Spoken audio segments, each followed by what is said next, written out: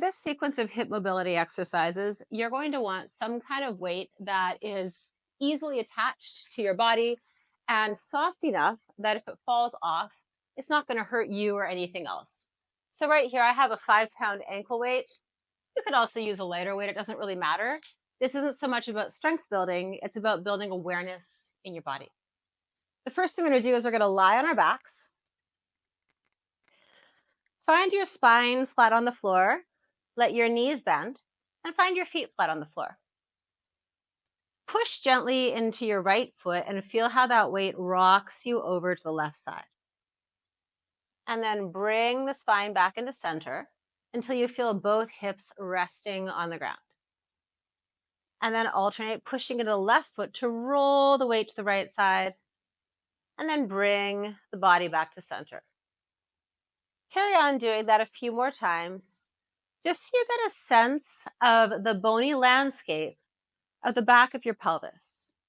And what we're doing right now is we're using our legs to roll the hips side to side.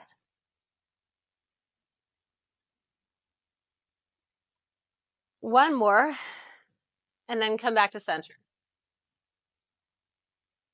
Lengthen your spine, pulling the tailbone away from the head, so you get a little more skin coverage back down on the carpet, and take a long breath from the tail all the way to the skull. Try to fill your body up so you get more surface area on the ground as you inhale. And as you exhale, condense yourself lightly into center, squeezing your sit bones slightly together, pulling the inner thighs together, and maybe even scraping the inside of your feet towards each other. Feel how that creates a little more core stability in the front. And now take the weight and just rest it on your pelvis. If it's an ankle weight, you can do it lengthwise. If it's a different kind of weight, just do whatever works for you. And take another breath, noticing the effort to keep the weight just in center. So as you exhale, it might feel like a subtle implosion in towards your spine. And now I want you to keep that engagement to keep your back flat on the floor and just rock your knees side to side. See if you can feel how that movement goes much more internal inside your pelvis. Essentially working the place where the femur, the top of the femur is called the trochanter, where it meets the facing of your hip socket, which is called the acetabulum. And now we're moving our thigh bones in the hip socket. Can you feel the muscles that are doing that?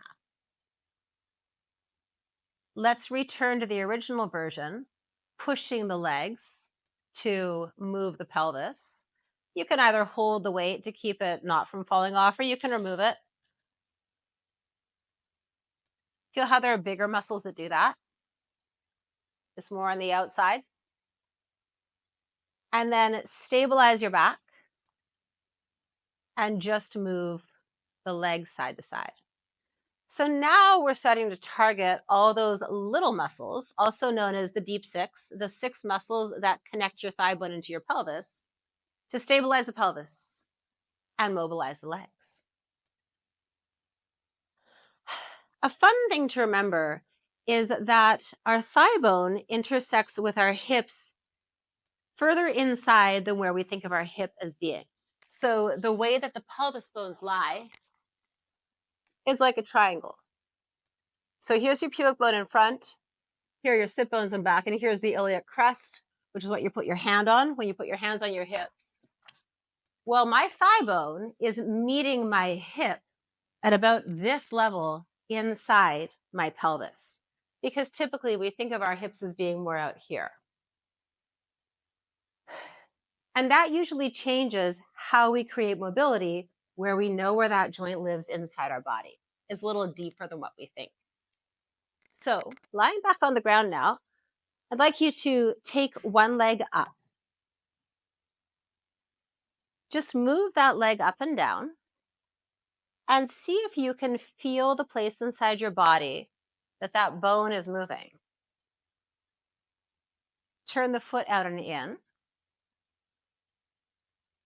See what you can feel. And then move it side to side. So as we go to resist gravity pulling our leg down, we'll feel a little more muscular activation that helps to build our proprioception, aka mind-body awareness, knowledge of where our body is in space. Bend that leg, put it down, and keeping the weight on your pelvis, just take the other foot up, do the same thing.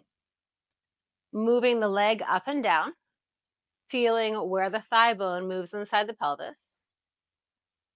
Also, maintain some awareness of the work that's happening on the inside of your pelvis to not follow the leg. Let's turn the foot in and out. And then we'll move the leg out to the side and come back in. Bend the knee, put it down. And 4 times, let's just open the knees out to a frog and then bring them in and together. Take your hands to the inside of your hip bones and see if you can feel the movement happening beneath your fingers as you move your thighs in space.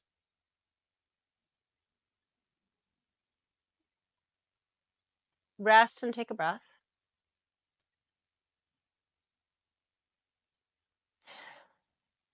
And now take that ankle weight and wrap it around your foot, right around the arch of the foot.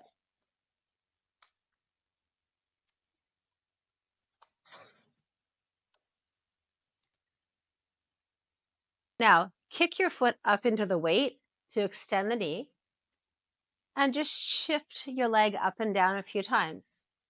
Take your hands back to your pelvis and feel the work that's happening inside your hips to move the leg in space and also to stabilize it.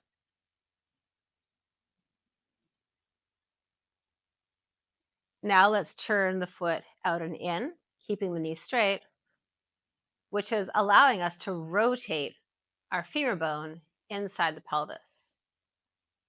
Try not to let your sit bones move at all. Don't let your butt or your hips slide on the carpet, but connect into the muscles that are actually mobilizing your thigh bone right where it hits your hip socket. And then we'll make some little circles. 4 in each direction. Yes, this is an abdominal exercise. It's also a thigh exercise and a pelvic floor exercise. It's an everything exercise, depending on where we put our foot in space.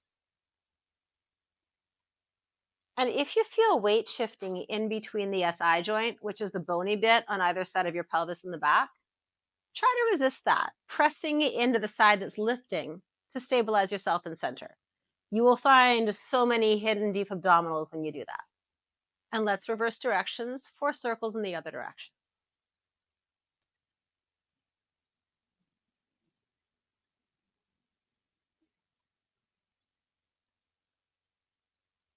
Now 4 times, just bring the leg up as close to your face as you can, and then down away from you as far as your abdominals can handle. This is such a great exercise to do with a little bit of weight. It will increase your flexibility and also make all of your back feel really good.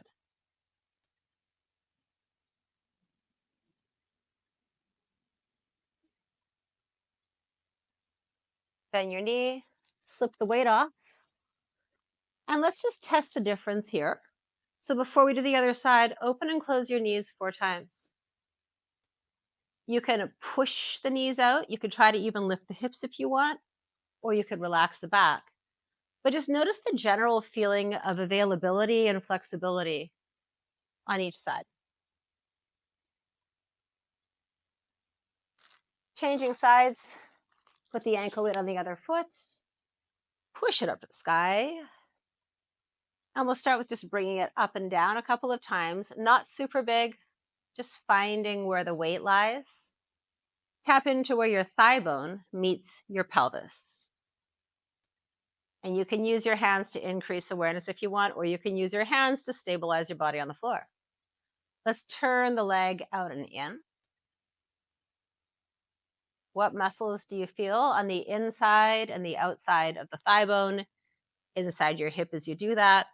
Where do you get good stretches? What is new or challenging? And some circles. Continually tapping in to the fact that our thigh bone is meeting our pelvis inside where we feel the hip bone on the outside. So this is all much narrower inside of our bodies than maybe we previously thought. That can really help with control. Let's change directions of the circle. And keep pushing your foot up into the weight as you do this. So we're actively working against the resistance, elongating our body within compression. And then 4 times, enjoy the hamstring stretch and enjoy the abdominal activation, raising your straight leg up and down.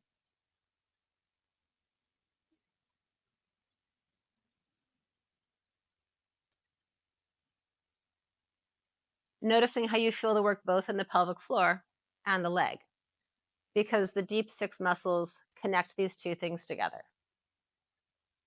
Slide the ankle weight off. Open and close your knees a few times. And maybe also take the thighs from side to side. Notice how much additional mobility you have already. Now moving on to all fours.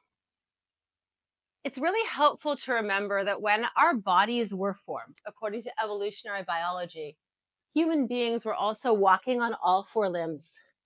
So our legs were moving quite naturally in these types of positions and weight bearing in this forward sense.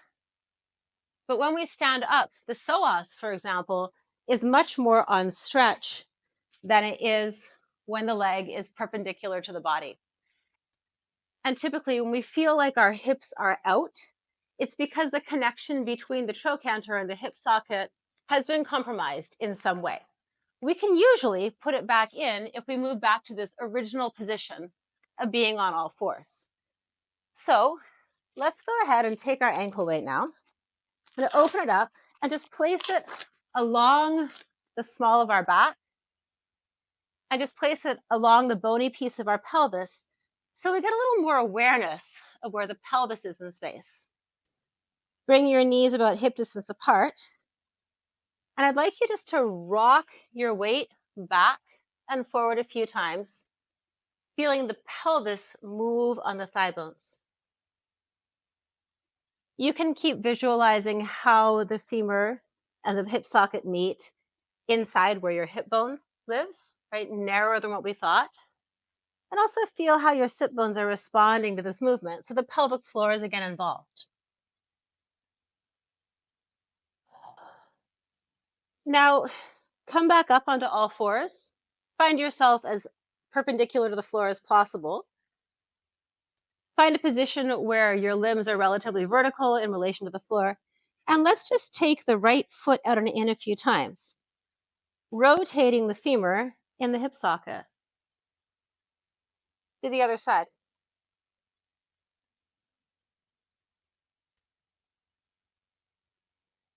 Now let's do both legs. You can just cross one foot on top of the other one. And move back into pressing back, but go a little further this time. And then take yourself forward to a cobra. Hinging the femur inside the hip socket. And folding our body on top of that, while loading the weight of our body onto our thighs.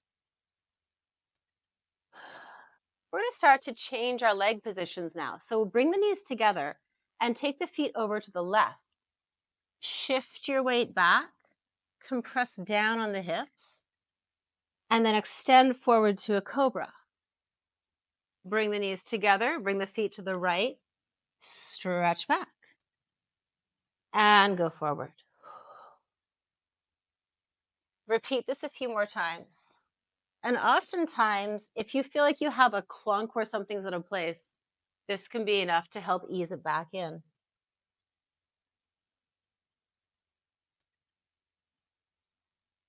Now let's widen the knees, get the inside of the feet on the floor, and let's shift the pelvis back and forth that way.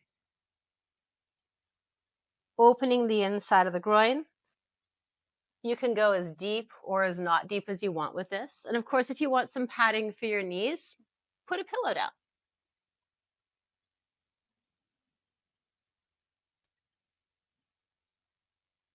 Now let's do the opposite. Take the feet a little wider than the knees. Shift back and forth that way and just feel what's available. There's not going to be as much range of motion, but it's helpful to explore.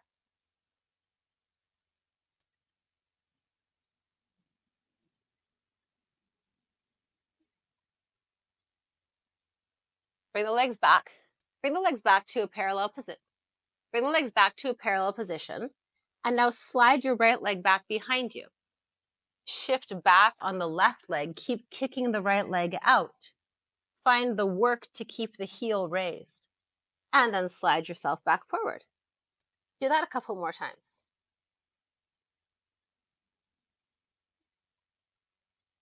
And then slide your leg out to the side. Shift the weight back and forth like that. Still feeling the pelvis move over the thigh bone.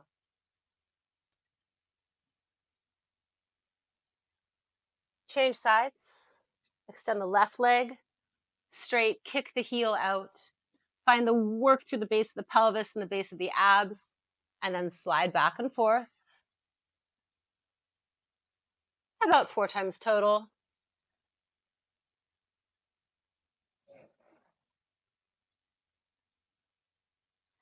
And then kick the leg to the side. And shift back and forth. Always focusing on the weight of your pelvis moving over the stable thighs.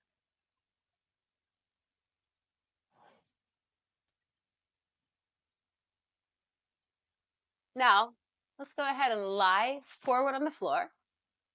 You can lose the ankle weight. Bend your knees. We're just going to crisscross the feet, using them to roll the thigh bones in and out. This is a great exercise for the hips and the knees both. You can rest your head.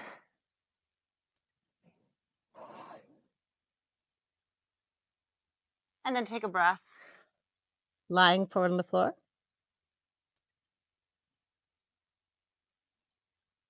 Final exercise, lizard cobra. Go ahead and bend your right knee. Take your hands beneath your shoulders, look at your right knee and push up and down. Getting a stretch in the front of the hip, pushing that left leg down and out to activate all your muscle chains. Lower back down. And do that about 4 times on each side.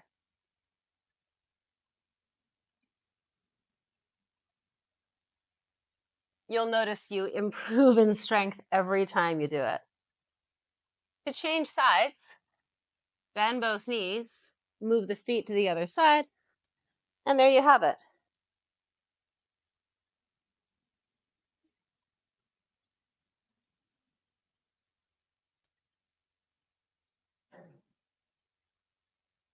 Finally, you can start putting all of these things together, changing the knees, pushing up, and then even sitting back to roll over the thighs and move forward to explore deeper and deeper ranges of hip mobility as you continue deepening your vision of how that thigh bone moves and intersects with the hip socket inside your body. I put these exercises together into the most logical order to present them to you. You can start with any one you want and do them in any sequence that you want. Use them to prepare for exercises that are more challenging for the hips or as a lovely cool down after your workout. I hope this helped. Let me know what you learned in the comments.